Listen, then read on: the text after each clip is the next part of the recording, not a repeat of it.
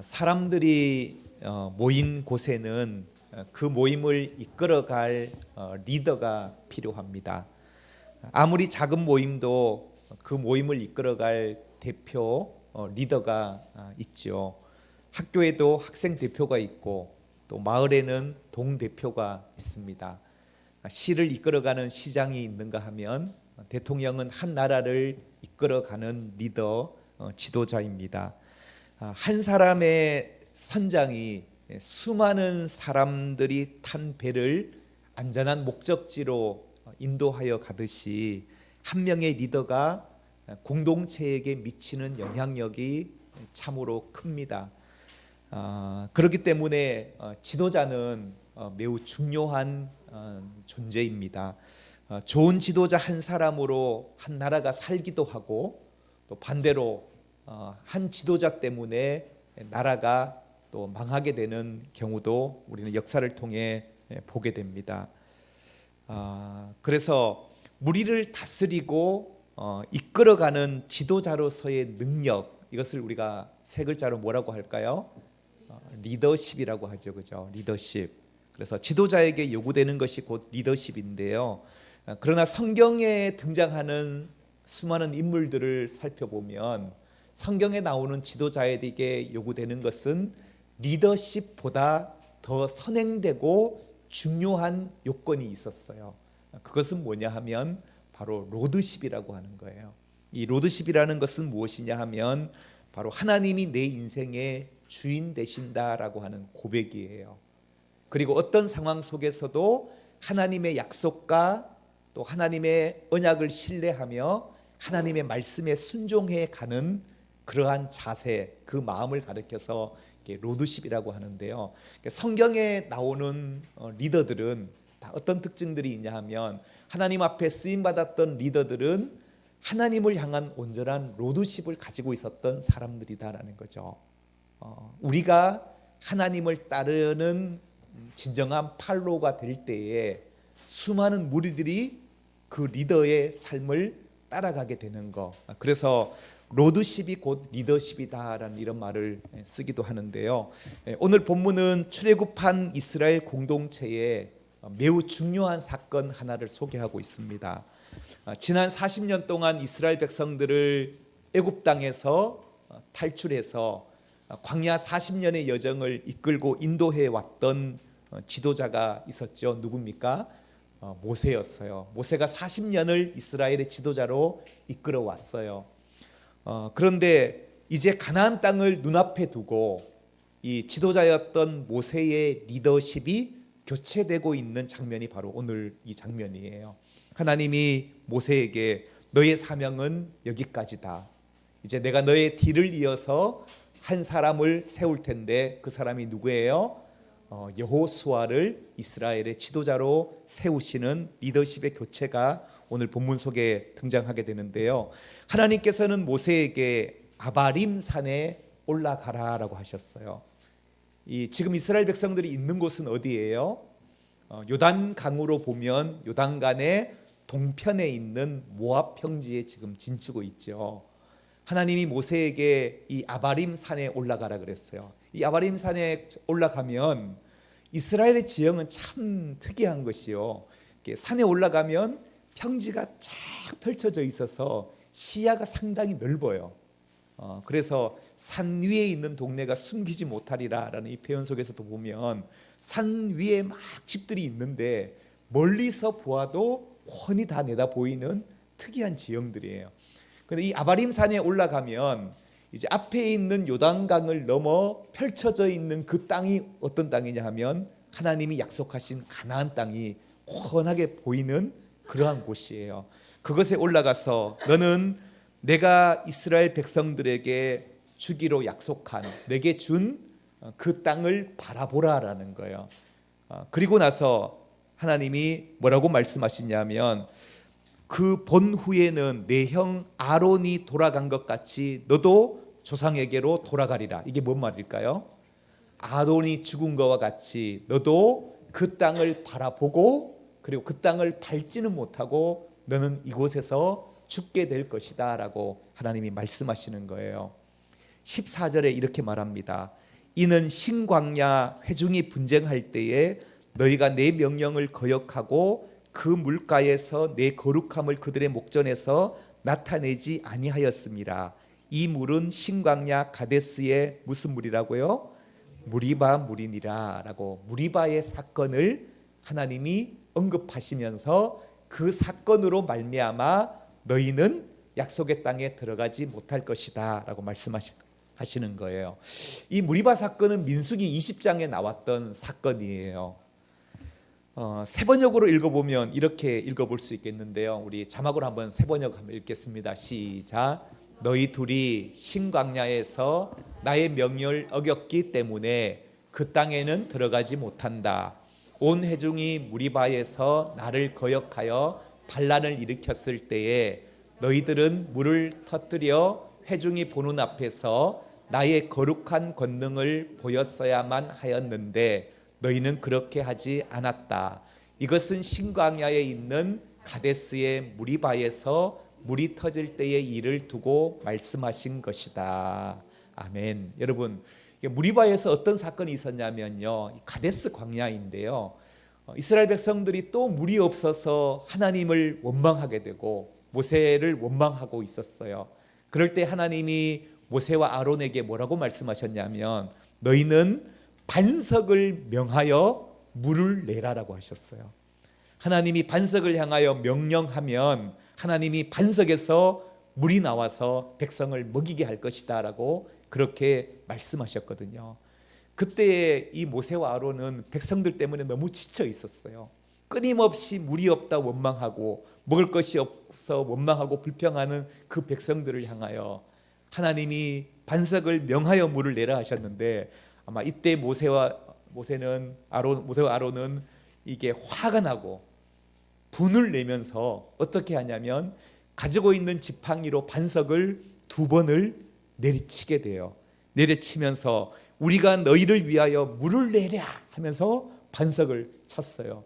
그럴 때 하나님이 약속하신 대로 물론 물은 솟아져 나왔고 이스라엘 백성들이 마시게 되었지만 하나님이 이스라엘 백성들을 긍휼히 여기셔서 물을 내시는 그 기적을 통해서 너는 왜 하나님의 거룩함을 드러내지 못하고 하나님의 그 영광을 가렸느냐, 하나님이 책망하시면서 이 사건으로 인하여 너는 가나안 땅을 밟지 못할 것이다 라고 말씀하셨다라고 하는 사실이죠. 우리도 때때로 보면 우리의 성질 때문에 우리 속에 있는 우리의 약함 때문에 하나님의 거룩함과 하나님의 영광을 드러내지 못하고 가릴 때가 얼마나 많이 있냐라는 거죠. 어쩌면 이 모세는 이 당시 기적을 행할 때에 강한 액션을 취함으로 말미암아 마치 이 기적이 자신에게서부터 나오는 것이 마냥 지팡이를 휘둘렸는지도 모르겠어요. 우리도 때때로는 주의 일을 할 때에 내가 하는 이 행하는 일들이 나로 인하여서 이루어지는 일이 아니라 하나님으로 말미암아 이루어지는 그 겸손함을 유지하지 못할 때, 하나님의 영광을 우리가 가로채려고 할 때에 하나님이 결코 기뻐하지 않으신다라고 하는 사실입니다. 여러분, 그러나 모세 입장에서 보면 참 억울할 일이죠. 지난 40년 동안 얼마나 고생을 많이 했어요.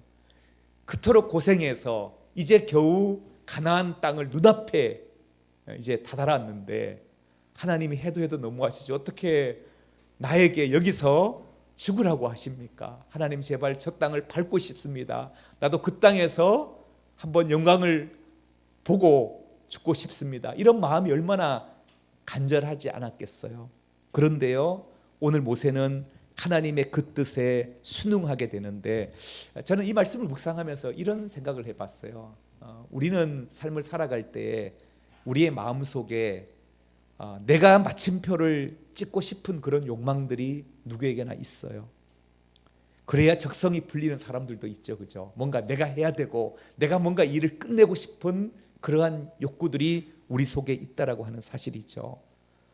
우리 인생의 목적이 무엇이냐라는 거예요. 우리가 지난 시간 말씀에서 살펴보았듯이 발람 선지자, 여러분 기억하시나요? 이 발람 선지자는 높은 지위와 그 물질에 완전히 마음이 빼앗겨 버렸어요. 그게 그에게는 우상이었어요. 그래서 그것이 주어지지 않을 때에는 불안하고 분노하고 짜증나게 되는 거예요. 모세의 인생의 목적은 무엇인가? 모세의 인생의 목적이 높은 자리였고 물질에 그의 인생의 목적이 있었다고 한다면 지금 이 상황에서 모세는 아마 견딜 수 없었을 거예요. 내가 지금까지 이 백성들을 위해서 40년 동안 한 고생이 얼마인데 왜 내가 가나안 땅에 못 들어가야 돼? 왜 내가 여기에서 죽어야 돼? 뭔가 억울하고 분노하는 마음들이 그에게 있었겠지요. 그러나 모세의 인생의 목적은 하나님의 뜻을 이루는 것, 또 하나님의 꿈을 이루는 것, 이것이 바로 모세의 인생의 목적이었기에 이스라엘 백성들이 가나안 땅에서 하나님을 마음껏 예배하는 그 하나님의 꿈이 모세의 꿈이었기 때문에 비록 자신은 여기서 죽지만 그러나 하나님께서는 나의 뒤를 이어서 여호수아를 통하여 이 백성을 가나안에 인도하시고 결국은 그 땅에서 나의 다음 세대가 하나님을 예배할 것을 꿈꿀 때에 모세는 하나님의 이 계획에 그는 받아들일 수 있었다라고 하는 사실입니다. 이것이 온유한 사람 모세의 내공이 아닐까 생각합니다. 우리 안에도 하나님의 뜻에 대한 내 인생의 목적이 바르지 않으면 이러한 온유함이 드러날 수 없다라고 하는 사실이죠. 하나님께서는 이제 모세의 뒤를 이어 지도자 여호수아를 세우십니다. 이제 이스라엘 백성에게 절대적인 영향력을 끼쳤던 모세가 이제 퇴장하게 되어요. 사실 모세의 영향력이 대단했잖아요. 바로 왕과 맞섰던 사람이에요.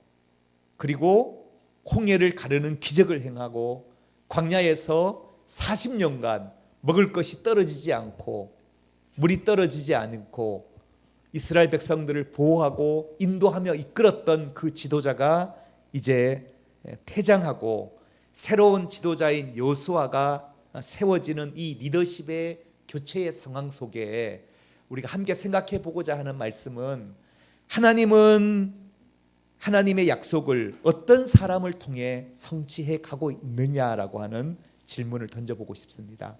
하나님은 어떤 사람을 통하여서 하나님의 약속을 이루어 가시는가? 하나님의 약속의 땅에 들어가기 위하여 하나님이 사용하시는 사람의 특징이 무엇인지 오늘 그 특징 두 가지를 한번 생각해 보려고 하는데요. 첫 번째 한번 따라합시다. 목자의 마음. 하나님이 사용하시는 사람의 첫 번째 특징은 목자의 마음을 가진 사람을 통해 하나님은 하나님의 약속을 성취시켜 가시는 분이시다라고 하는 사실입니다. 모세는 이제 곧 임할 자신의 죽음을 바라보며 한 가지 걱정이 앞서게 됩니다.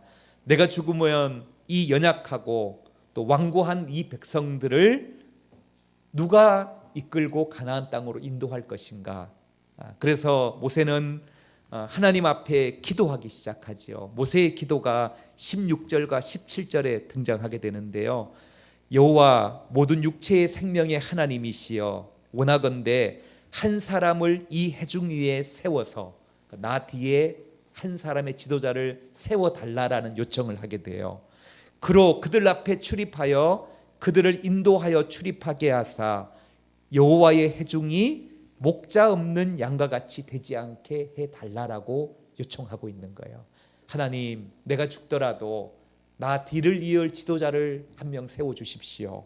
그리고 그 지도자를 통하여서 내 백성들이 목자 없는 양과 같이 되지 않도록 해달라고 요청하고 있는 거예요. 여러분, 목자 없는 양과 같이 되지 않게 해달라. 여러분, 이 기도의 의미를 우리가 한번 생각해 보았으면 좋겠어요. 이스라엘 백성들은 애굽에 사는 동안에 그들이 주로 뭐하고 살았을까요? 목축업을 하고 살았어요. 고센 땅에서 목축업을 하고 살았고 광야를 지나는 동안 광야는 목축하는 사람들이 많아요. 그렇기 때문에 목자 없는 양의 비참함이라는 것은 너무나도 잘 아는 사람들이라는 거죠. 양은 너무나도 연약한 짐승이기 때문에 특히 광야와 같은 척박한 땅을 살아갈 때에 목자가 없다라는 것이 얼마나 양에게 있어서 비참한 삶인지를 너무나도 잘 알고 있다라고 하는 사실이죠. 그런 의미에서 하나님, 내 백성이 목자 없는 양과 같이 그렇게 비참한 삶을 살아가지 아니하도록 하나님 지도자를 세워 주십시오라고 간구하고 있는데요. 이 간구 속에 모세는 지금까지 이스라엘 백성들을 이끌어올 때에 목자의 마음을 가지고 백성들을 이끌어왔던 지도자였다라는 것을 우리가 알 수 있다라는 사실입니다. 시내산에서 모세가 하나님 앞에 율법을 받으러 올라가잖아요. 그럴 때 이스라엘 백성들이 모세가 더디 내려옴으로 말미암아 아론을 부추겨서 뭘 만들었어요? 금송아지를 만들어 우상을 만들어 놓고 제사했어요. 그럴 때 하나님이 이스라엘 백성들을 향하여 분노하시며 내가 이 백성을 진멸해 버리겠다 이렇게 하셨죠. 그럴 때 모세는 하나님 앞에 어떤 중보의 기도를 드리냐 하면 출애굽기 32장 32절 한번 읽겠습니다. 시작. 그러나 이제 그들의 죄를 사하시옵소서. 그렇지 아니하오면 원하건대 주께서 기록하신 책에서 내 이름을 지워버려 주옵소서. 아멘. 하나님, 이 백성의 죄를 사하여 주십시오. 그렇지 않다면 내 이름이 주님의 생명책에서 지워지는 한이 있더라도, 다시 말하면 모세는 자신의 생명을 내걸고 백성들을 위해 기도하는 목자의 마음을 가졌던 사람이 바로 모세였다라고 하는 사실입니다. 자신의 생명을 걸고 기도하는 이 모세의 마음, 여러분은 여러분의 생명을 내걸고 누군가를 위해 기도해 보셨습니까? 아니면 누군가가 나를 위해서 자신의 생명을 내걸고 기도하는 그런 사람을 여러분 가졌습니까? 오늘 모세의 마음이 그런 마음으로 백성들을 돌봤다라고 하는 사실입니다. 마태복음 9장 36절 우리 한 구절 더 읽겠습니다. 시작. 무리를 보시고 불쌍히 여기시니 이는 그들이 목자 없는 양과 같이 고생하며 기진함이라. 아멘. 여기 비슷한 표현이 나오는데요. 이건 누가 하신 말씀일까요? 예수님의 말씀이죠. 예수님이 공생의 사역을 하시는 동안에 무리들을 바라보시면서, 백성들을 바라보시면서 불쌍히 여기셨다고 했어요. 여기서 불쌍히 여기셨다라고 하는 이 표현은 히브리어 원어로 보면은 창자가 끊어질 듯한 고통, 우리식으로 표현하자면 내 심장이 터질 것만 같은 그러한 아픔과 고통을 느끼셨다라는 거예요. 왜냐? 이 백성들이 목자 없는 양같이 그렇게 지쳐 있고 힘이 빠져 있고 낙심해 있는 이 모습을 바라보면서 주님이 아파하셨던 그 주님의 마음, 이 마음이 곧 목자의 마음이었다라고 하는 사실입니다. 저는 이 시대에 목자의 심정을 가진 사람, 목자의 마음을 가진 사람이 필요하다고 생각합니다. 왜냐하면 이 시대는 모든 것이 우리가 관계를 맺을 때 기브 앤 테이크 방식으로 우리는 관계를 맺어갑니다. 준 만큼 받은 만큼 주자, 이런 거 아니겠어요, 그죠? 계약에 의해서 사람들이 늘 우리는 살아갑니다. 여기서 한 걸음 더 나아가서 안 주고 안 받고 살자. 이게 사실 어떻게 보면 요즘 사람들의 트렌드 아니겠어요? 지극히 개인적으로 살아가는 시대예요. 그러나 이런 시대를 살아가고 있는 오늘 우리들에게 목자의 마음을 가진 사람을 우리가 만난다면, 저는 목자의 마음을 가지고 살아가는 사람들을 우리가 만날 때에 우리 안에 받은 마음의 상처가 치유되고 아픔이 치유될 수 있다고 하는 사실이죠. 우리 주변에 목자의 마음을 가진 사람을 만날 때 우리는 우리의 영혼이 살아나게 된다는 거예요. 우리의 영혼이 풍성한 꼴을 누리게 된다라고 하는 사실이에요. 그러기에 저는 여러분들이 목자의 심령으로 살아가는 여러분 되기를 주님의 이름으로 축복합니다. 또 여러분 주변에 그런 마음을 가진 사람을 많이 만나게 되기를 주님의 이름으로 축복합니다. 사도 바울은요, 이 목자의 마음을 어떻게 그는 표현하고 있냐면 고린도전서 4장 15절에 이런 방식으로 그는 표현하고 있어요. 한번 읽겠습니다. 시작. 그리스도 안에서 일만 스승이 있으되 아버지는 많지 아니하니 그리스도 예수 안에서 내가 복음으로 너희를 낳았음이라. 아멘. 바울은요, 이 목자의 마음을 넘어서 나는 복음으로 너희를 낳았다라고 표현하고 있어요. 이것은 무슨 마음일까요? 그렇죠. 아비의 마음 아니겠어요? 그죠? 아버지의 마음, 어머니의 마음이에요. 내가 복음으로 내가 너를 낳았다. 그러니까 아비의 마음으로 우리가 한 사람을 대할 때, 누가 나를 바라볼 때 아버지의 마음으로 나를 바라봐주고 나의 허물을 그대로 있는 그대로 바라봐주고 용납해주는 그런 사람을 우리가 만날 때 우리는 상처가 치유되고 아픔이 치유될 수 있다는 거죠. 그런 아비의 마음을 가진 사람, 목자의 마음을 가진 사람을 우리는 만날 때 우리의 영혼이 살아나는, 소생하는 기적을 경험하게 된다라고 하는 사실입니다. 요한복음 10장 11절에 예수님은 이렇게 말씀하십니다. 나는 선한 목자라고 예수님 말씀하셨어요. 그리고 선한 목자는 양들을 위하여 어떻게 한다고요? 목숨을 버리려니와 말씀하고 있어요. 실제 예수님께서는 이 땅에 선한 목자로 오셔서 우리의 선한 목자가 되셔서 우리의 죄를 위하여 친히 십자가에 자기의 목숨을 버려주셨다라는 거죠. 우리에게는 이 선한 예수 그리스도, 우리에게 선한 목자가 되신 예수 그리스도를 통해 우리는 하나님이 약속하신 영원한 나라, 하나님의 나라를 소망하게 되고 하나님의 나라를 들어가게 되었다라고 하는 사실입니다. 그런가 하면 하나님이 사용하시는 사람의 두 번째 특징은 무엇이냐 하면 따라합시다. 성령 충만. 성령 충만한 마음을 가진 사람인데요. 하나님은 모세의 후계자로 누구를 세우셨다고요? 여호수아를 세우시죠. 여호수아를 택하신 이유를 하나님이 18절에 이렇게 말씀하시네요. 18절 한번 읽겠습니다. 시작. 여호와께서 모세에게 이르시되 눈의 아들 여호수아는 그 안에 영이 머무는 자니 너는 데려다가 그에게 안수하고. 아멘. 네, 여호수아는 어떤 사람이라고요? 영이 머무는 자래요. 그 안에 영이 머무는 자, 그게 바로 여호수아래요. 이걸 히브리 원어로 그대로 직역하면 그는 영이다 이렇게 직역될 수 있는데요. 이 영이다라는 말은 다른 말로 말하면 호흡이라는 의미예요. 조금 해석해 보자면 그는 참으로 나와 함께 호흡하는 사람이다 이렇게도 해석해 볼 수 있겠는데요. 저는 하나님과 늘 함께 호흡하며 하나님과 동행하는 사람, 이것을 다른 말로 표현하면 성령 충만한 사람이다라고 표현할 수도 있겠죠. 그죠?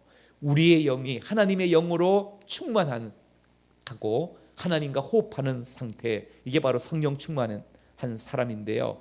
여호수아는 평소에 하나님을 늘 가까이 하던 사람이었어요. 성막을 가까이 하고 예배를 가까이 하고 하나님의 말씀에 순종하는 삶을 살았던 사람, 그 사람이 바로 이 여호수아인데요. 우리 가데스의 사건을 기억하시잖아요. 12명의 정탐꾼이 가나안 땅을 정탐하고 돌아왔을 때 10명은 말씀을 믿지 못했어요.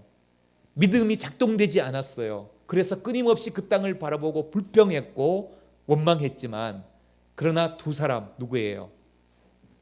바로 여호수아와 갈렙 아니에요, 그죠? 여호수아는 그때 하나님의 말씀을 믿었어요. 그리고 믿음을 작동하여 우리가 그 땅을 능히 이길 수 있다라고 믿음으로 보고했던 사람이 바로 이 여호수아인데요. 이 여호수아는 믿음을 눈을 가진 사람이요, 하나님의 영에 충만한 사람이 바로 여호수아였다라는 거죠. 하나님의 일은 우리 사람의 능력으로 하는 게 아니에요. 하나님의 능력으로 우리가 일한다라는 거예요. 그래서 하나님의 능력을 힘입기 위하여는 우리 모두 다가 하나님의 영으로 충만한 사람이 되시기를 주님의 이름으로 축복합니다. 지난 3주간 직분자 교육을 하고 소감문을 이렇게 받았었는데요. 오늘 주보에도 칼럼란에 소감문이 짧게 소개되어 있으니까 참고해 주시면 좋겠고요. 많은 분들이 직분은 내가 원해서 받는 것이 아니라 위로부터의 하나님의 부르심이다라는 그 말씀과, 그리고 능력 있는 자를 하나님이 직분자로 부르시는 것이 아니라 하나님의 부르심에 순종하는 자에게 하나님이 능력을 덧입혀 주신다라는 그 말씀에 많은 분들이 도전을 받으셨어요. 맞습니다.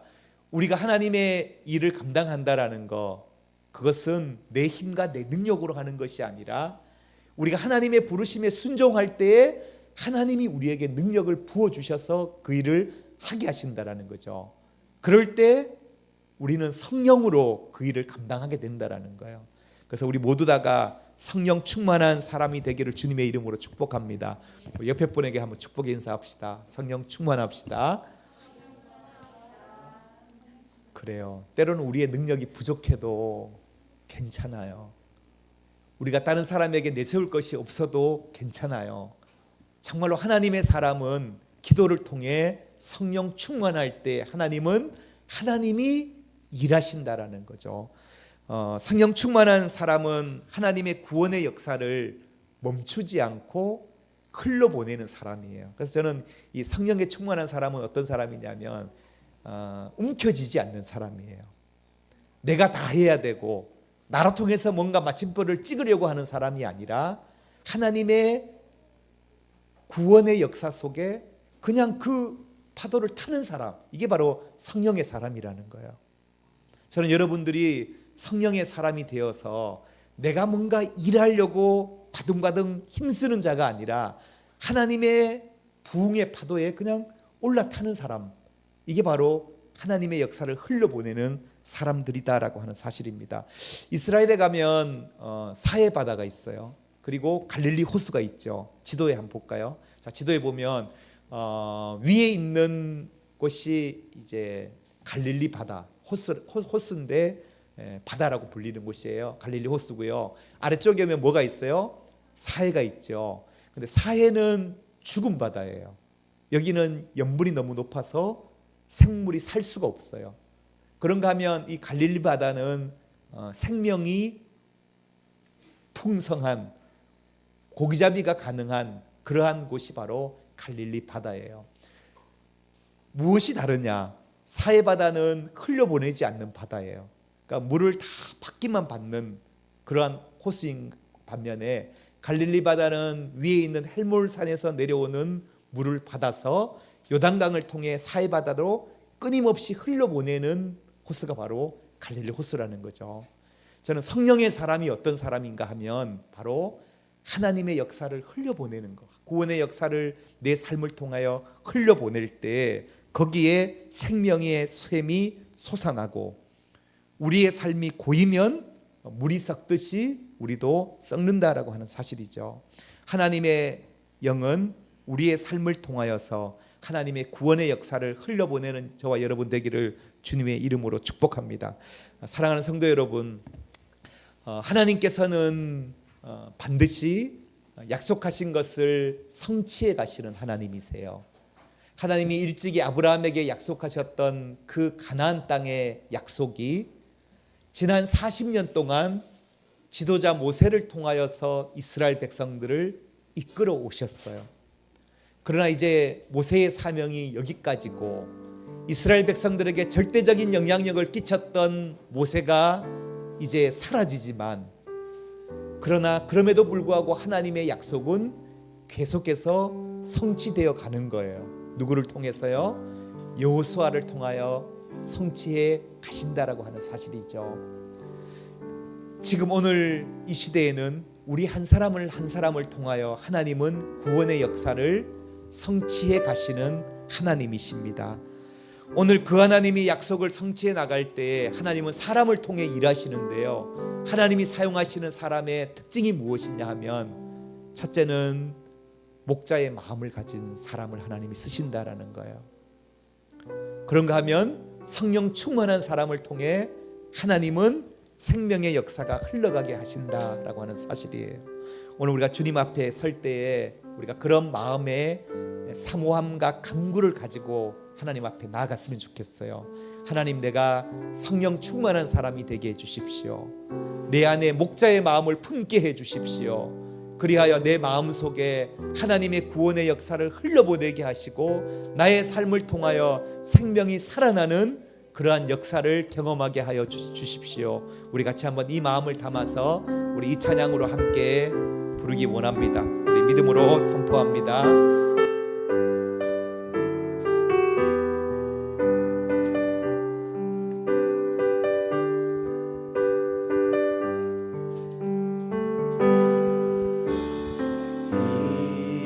이곳에 생명샘 솟아나 눈물 골짝 지나갈 때에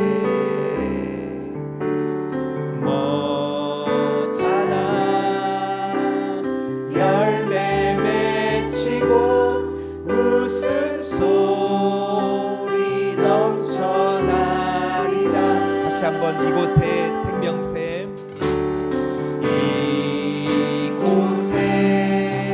생명샘 솟아나 눈물 골짝 지나갈 때에 머잖아 열매 맺히고 웃음소리 넘쳐나리라. 꽃들도 구름도 바람도 넓은 바다도 찬양하라 찬양하라 예수를. 하늘 울리며 노래해 나의 영혼아. 은혜 주 은혜 주 은혜 주. 우리 2절 찬양합니다. 그날에 하늘이 열리고 모든 이가 보게 되리라. 우리 믿음으로 함께 고백합니다. 마침내 꽃들이 피고 영광의 주가 오시리라. 주님 나로 통하여서 일어나게 하여 주십시오. 구름도 바람도 넓은 바다도 찬양하라 찬양하라 예수를. 하늘 울리며 노래해 나의 영혼아. 은혜 주 은혜 주 은혜 주. 꽃들도 구름도 바람도 넓은 바다도 찬양하라 찬양하라 예수를. 하늘 울리며 노래해 나의 영혼아. 은혜 주 은혜 주 은혜 주. 우리 시간 함께 기도하며 나가기 원합니다. 그렇습니다. 주님 하나님, 오늘 하나님은 반드시 하나님의 약속을 성취해 가시는 하나님이신데, 하나님은 그 시대 그 시대마다 하나님의 사람들을 통하여 하나님의 약속을 이루어 가셨습니다. 하나님, 오늘 모세와 이 여호수아의 모습을 바라볼 때 우리 안에도 목자의 마음을 하나님 우리가 품게 하여 주십시오. 다른 한 영혼을 끌어안고 우리가 품고 기도하며 또 사랑할 수 있는 마음을 우리에게 허락하여 주시고, 또 하나님 성령 충만한 은혜를 우리에게 허락하여 주셔서 나로 통하여 하나님의 구원의 역사가 흘러가게 하여 주십시오. 생명이 살아나는 역사를 우리가 꿈꾸며 우리가 이 시간 함께 기도하며 나아가기 원합니다. 우리 함께 기도하겠습니다. 오 사랑하는 하나님 아버지, 은혜를 감사합니다. 하나님 아버지, 오늘도 저희들을 하나님 아버지 귀한 전에 불러주시고 하나님을 예배할 수 있는 은혜를 허락하여 주시니 감사합니다. 하나님 아버지, 우리의 마음 가운데 주님의 마음을 품게 하여 주옵소서. 하나님 목자의 마음, 하나님 아버지 아비의 심정을 우리가 품고 살아가게 하여 주시고, 하나님 아버지 우리를 아버지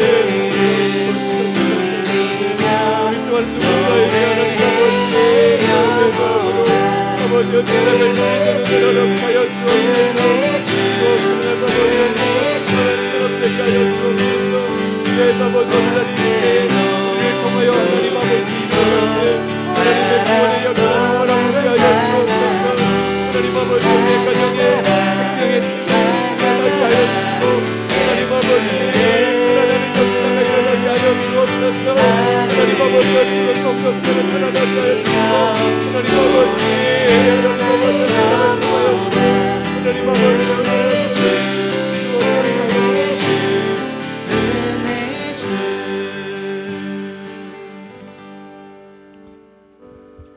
지금도 살아계셔서 하나님의 선하신 뜻과 하나님의 약속을 이루어 가시는 하나님, 하나님은 시대시대마다 하나님의 사람들을 통하여 하나님의 꿈을 이루어 가셨습니다.